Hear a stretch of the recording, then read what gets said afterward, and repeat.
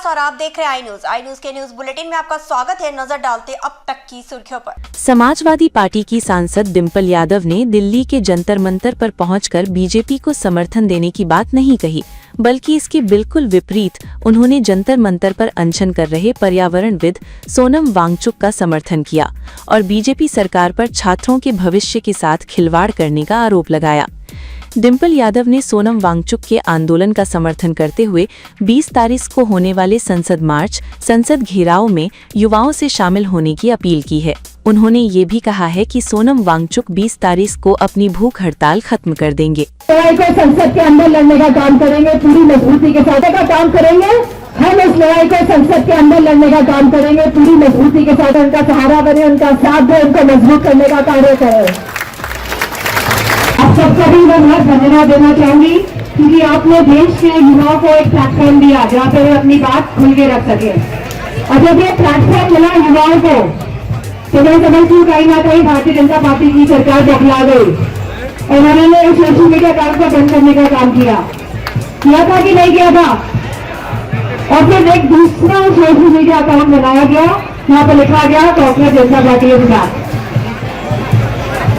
तो मैं कहना चाहूंगी कि अगर हमारा युवा मजबूत हो जाए और इरादे पक्के कर ले तो उनको कोई भी हरा नहीं सकता है। और मैं आपसे उस जो यहाँ पे जो डेमोन्स्ट्रेशन हो रहा है इसको भी शुरू में दबाने की कोशिश की गई थी, लेकिन ये आप लोगों का हौसला है, आप लोगों की ताकत है कि इस डेमोन्स्ट्रेशन को ये लोग दबा नहीं पाए। और मैं आपसे कहना चाहूंगी और खास तौर पे मैं सोनम जी से कहना चाहूंगी कि आप यहाँ पिछले 19 दिन से तो हैं बैठे हुए, लेकिन ये सरकार बहुत ही निर्दयी, निष्ठुर, संवेदनहीन सरकार है। इन्हें कोई फर्क नहीं पड़ता कौन जी रहा है कौन मर रहा है।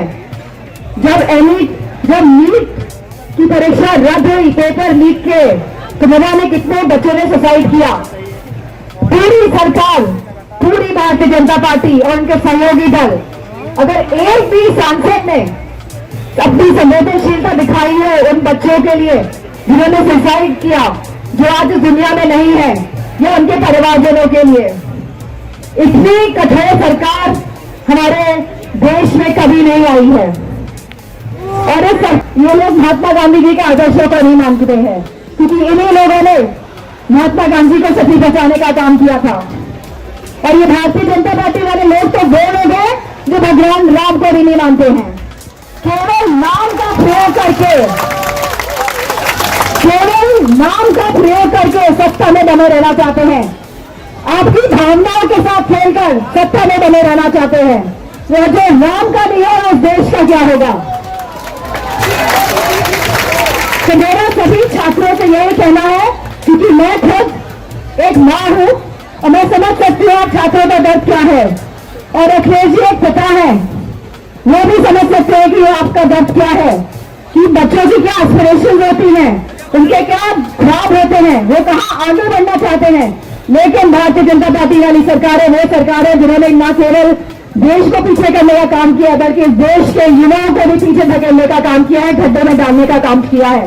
और मुझे पूरा भरोसा है और मैं सभी युवाओं से कहना चाहूंगी कि 20 तारीख को, क्योंकि यहाँ से संसद तक का मार्च होगा, तो सभी युवा आए और बढ़ चढ़ के इस मार्च में हिस्सा ले, क्योंकि ये आपके हक, अधिकार और सम्मान की लड़ाई है। अब तक के लिए बस इतना ही। बने रहिए आई न्यूज के साथ, हर खबर पर पहली नजर।